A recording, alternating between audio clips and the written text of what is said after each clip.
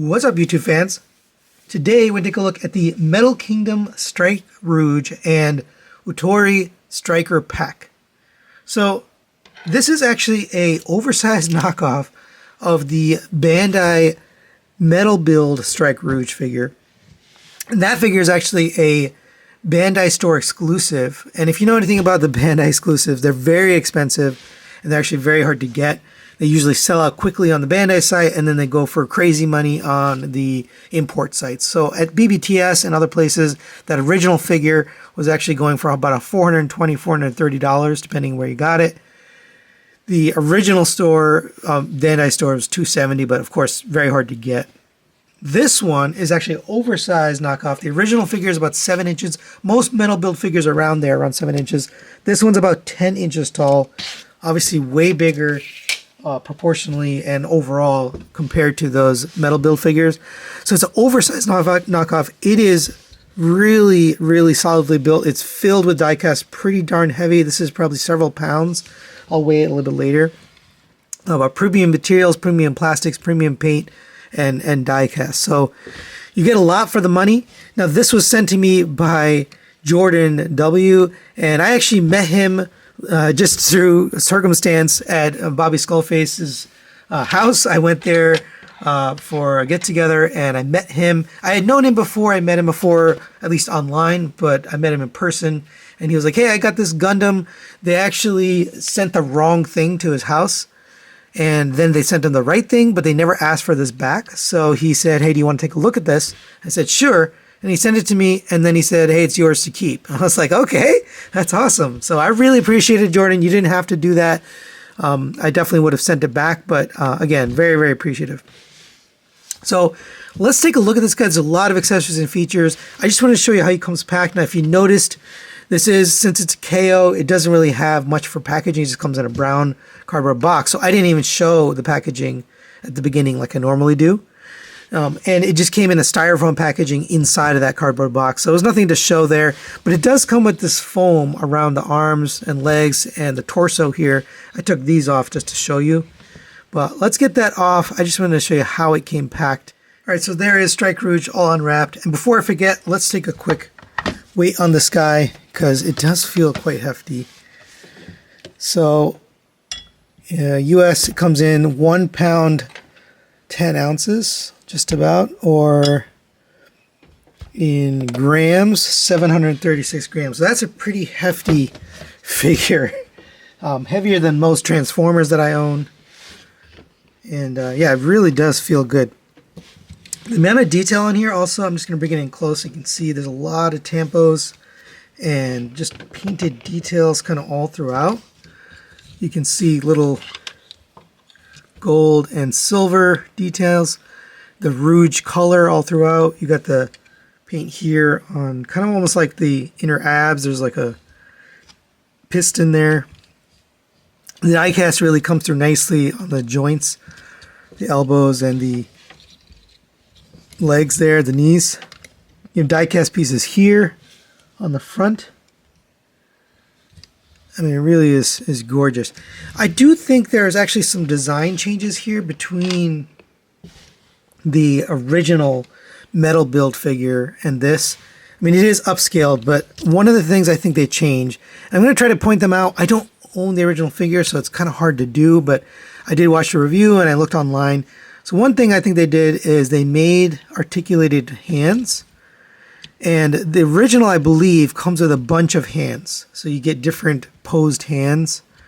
So this one, because they're articulated, it's big enough to be articulated. They don't need posed hands, right? You just need the one pair of articulated hands. So, and they are done really nicely. There's basically 2 pins. And yeah, they're gorgeously done. So that's, I believe, one change they did. I'll go over the articulation a little bit later on that. But the other thing I think they changed is a light up feature, which I don't think the original has. The head is kind of small to be able to fit batteries. But this one, if you lift up on the head, you can pull out this whole unit. Looks like this. Come to the bottom here. There's a little panel, and then you can put the 2 batteries in there. I'm not even sure if I put the right batteries in there, but they worked. So Put that back in there. And by the way, this guy comes with 0 instructions. There's no instructions anywhere.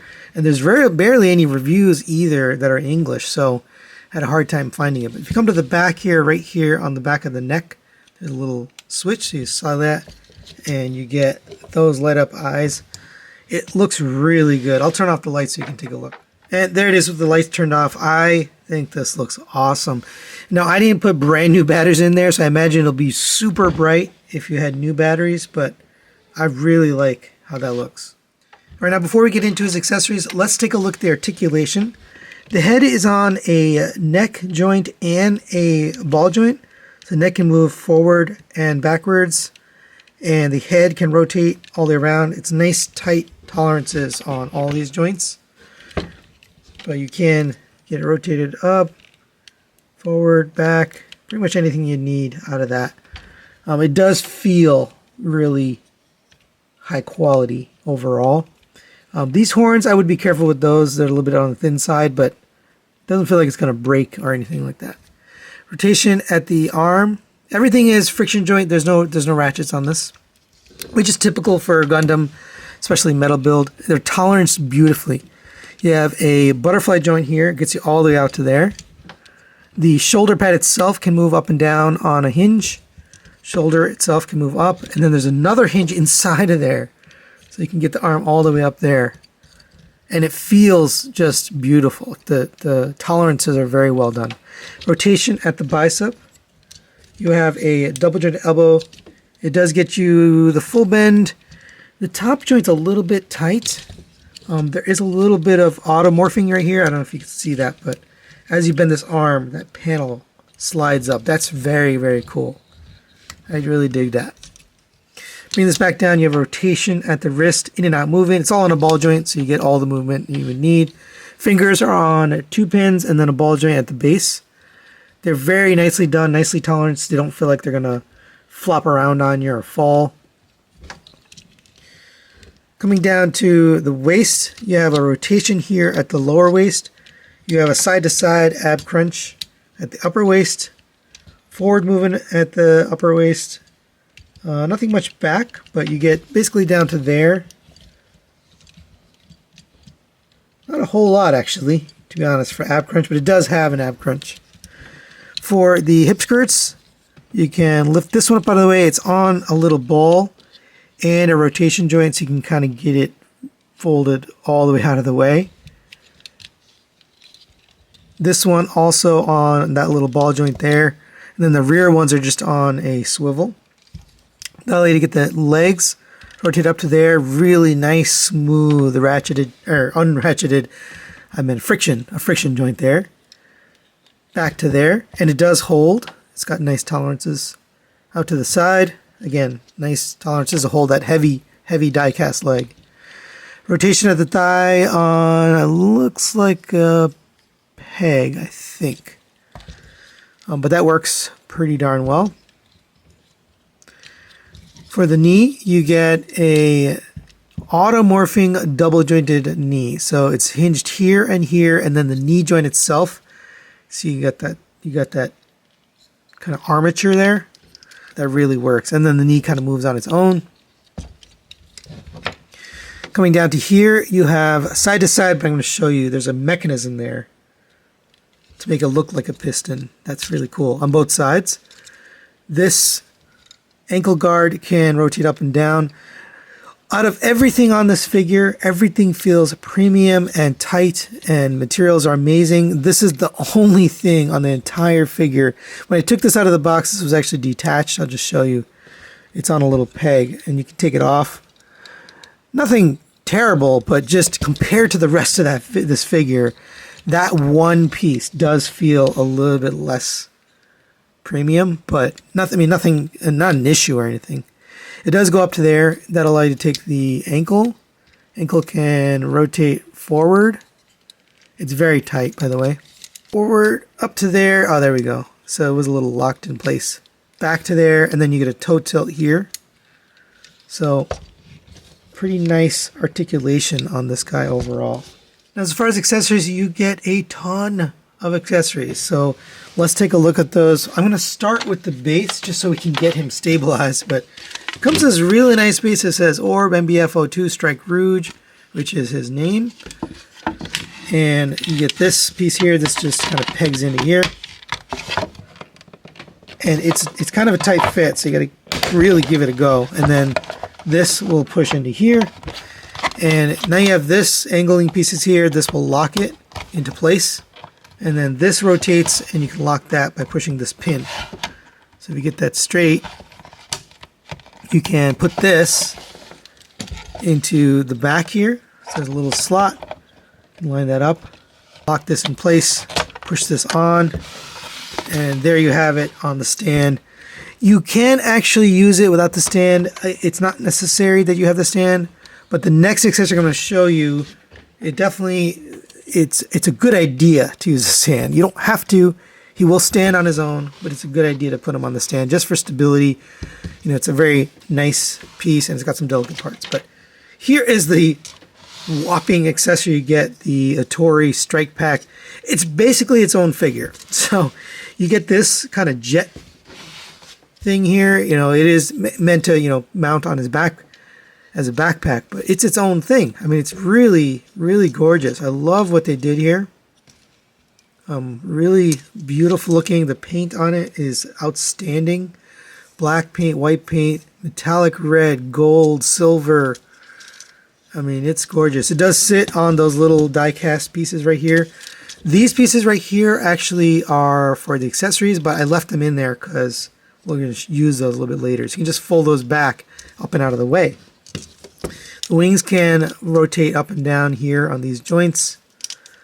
You can actually open up these like X-Wing style, and we'll do that a little bit later. But in this mode, I love the way this looks. Now you can take his other weapons and mount it on here. So before we get this guy mounted onto Strike Rouge, let's show you that. First, we have this missile launcher style thing. And you can bring this back, and there's a little slider right there and a groove. You can just get this slid onto there, and now you can hold that. So that's pretty cool. You can also take these, and these can attach right here on the bottom. We get this on here. These are actually a tighter fit, so you kind of want to work it on there, but it should fit on there. And then we get another one of those guns there, and that'll fit on the other side. I mean, there's probably a lot of configurations that you can have this in, but there's one. And then you can take this, and I believe this will also mount. I think it's right here. So there's another slider right there at the bottom of this sword. I mean, look how gorgeous this is. Anyway, you can take that. Same thing, you can rotate these. And then this is going to slide forward on this. And you've got all of his weapons. I mean, there's actually more weapons, but for now, you can mount all these weapons on here. Absolutely cool.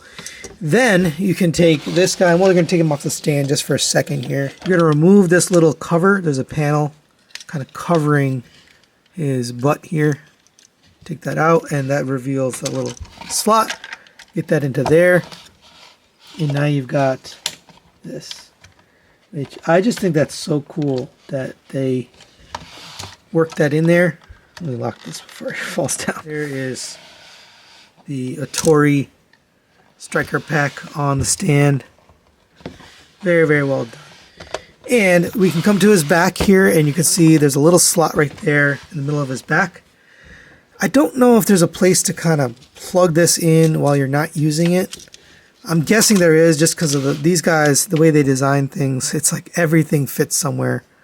So anyway, I'm not sure. Like I said, no instructions. But if you come here, you take the nose cone of the jet, pull this forward. This is going to rotate down. It actually will kind of peg in right here. Just sort of sit right there. This metal piece right here is going to fit into that back. So bring these down. And then we're going to plug that in, make sure everything's out of the way. Plug this into his backpack. And there you go. He's got the entire strike pack. You can actually bring this down. Another way to do this is to slide it this way. So it's sitting downwards. Like that. That makes more sense.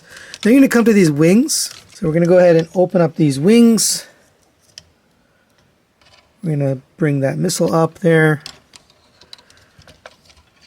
And we can also bring these forward. These are going to swing down and forward on those little things. And you can use those as missiles, or you can just have them back. But obviously it looks much cooler forward. But look at that. I mean, that's just amazing. But we're not done, because there's a lot more accessories. So you do get this blaster right here. Absolutely gorgeous. Gunmetal, black, gold, silver, and then a blue there for the sight. Beautiful. There's a little slot right there that'll fit into the tab on the hand. And again, I'm not sure if the official version, the hands work this way. I'm assuming they do, but these are very secure. They hold the weapons very well. You can hold that blaster, and that's a gorgeous looking blaster. It's hard not to be, impressed with something like this, because just all the things it can do and all the accessories you get, it really is impressive. But all right, we'll put that down. You also get his shield here. Again, absolutely gorgeously painted. This matte black, chrome red, got the orb and the symbol there. The Rouge paint there for the edge. I mean, it's just beautiful. Gold, silver, tons and tons of paint. So you take this handle out. You can put that in the hand. This is really what secures it to the arm. So if we come to the back here, if you look at the back of his arm, there's a little slot right there on the back. And that's what that's going to go into. This is a really tight fit, so just wiggle it in, wiggle it out. Don't, put too much stress on that piece there. Right, once you get that in, then you can slide this up and down. And so actually you can straighten out the fingers. You can slide either of these up and down, but you can slide the handle up, rotate the fingers around it. Such a good design, because it makes it easy for you to use it, But there you go. There he is with that shield. Absolutely beautiful looking. And he still has more. So you also get, and I forgot to show this in the jet mode, and I wish I hadn't forgotten, but here we are. So you get these missiles, again, painted in this gorgeous pearl white with metallic red and then silver. These will mount to the bottom of the wings. So if you come to here, there's an inner spot and then outer spot. The red goes towards the front. So you're basically going to peg that in the bottom of these wings. And like I said, it would have made more sense if I had done this when it was in the jet mode. But it's alright. Then you get these missiles too, which I'll just show you. Gorgeously painted silver, pearl white, yellow, silver, and black. And you can get 2 of these on each wing. I would be careful. It's a very thin piece there. It feels strong. I've taken these on and off before already.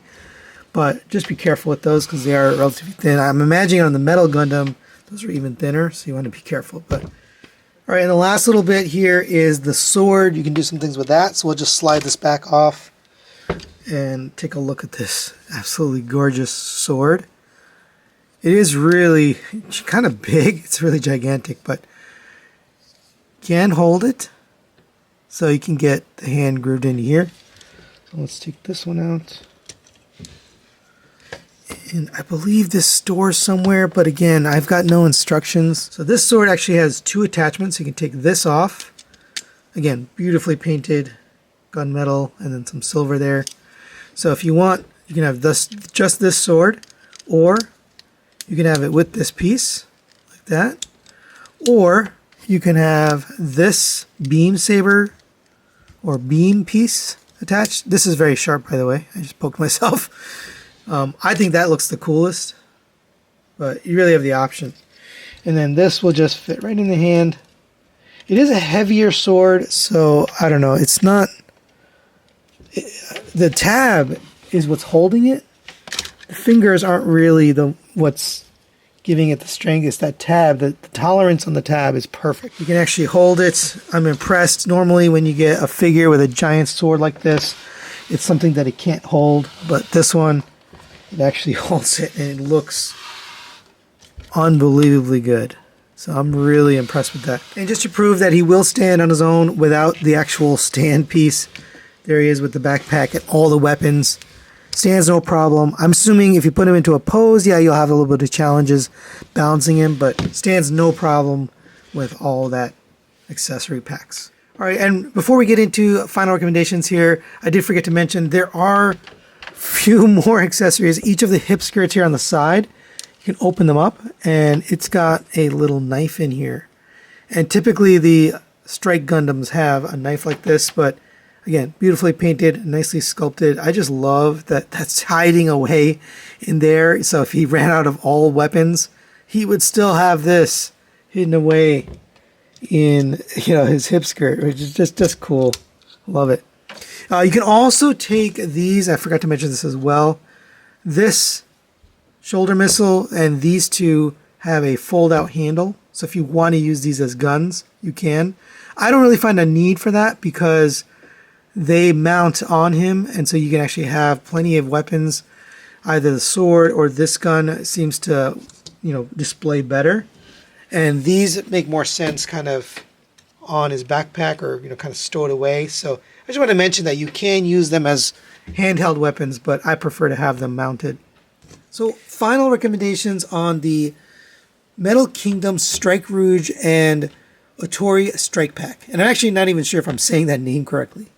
I got to give this a 5 out of 5. This is an incredible figure, especially for the price point of $150. The level of quality, the premium materials, the die cast, the paint, the overall sculpt, the detail, the fitment, the finish, the tolerances of the joints, everything feels like a super premium company. All around the likes of 3-0 or Flame Toys or any of those, it just feels like something really good. You know, it doesn't feel like a KO. Normally with KOs, you get things that don't fit or tolerances that aren't great, or like he won't hold a sword, the stand falls down.